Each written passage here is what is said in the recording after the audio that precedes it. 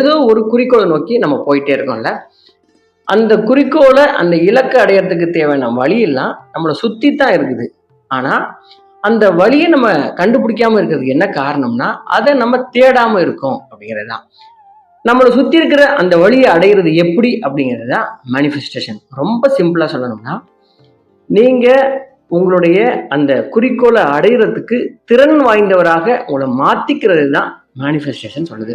இதை ஒரு மேஜிக் அப்படின்னே சொல்லலாம். இதை ஒரு மேஜிக்னு எடுத்துக்கிட்டாலும் சரி, ஒரு நியூரோ சயின்ஸ்னு நீங்க எடுத்துக்க கூட செய்யலாம். அதாவது நம்ம மூளை எப்படிப்பட்டதுன்னா, ஒரு சின்ன எக்ஸாம்பிள் ஒன்று சொல்றேன். அப்துல் கலாம் ஐயா ராமநாதபுரத்துல 1வது படிச்சார். ஒரு பெரிய குரூப் போய் அந்த ஸ்கூல் வாசல்ல போய் வண்டியெல்லாம் நிறுத்திட்டு அப்துல் கலாம் ஐயாட்ட போய், ஐயா வாங்க நம்ம ஸ்ரீஹரிகோட்டால போய் ராக்கெட் இன்னைக்கு ஏவணும் அப்படின்னு அவரை கூட்டிட்டு போனா எப்படி இருக்கும்?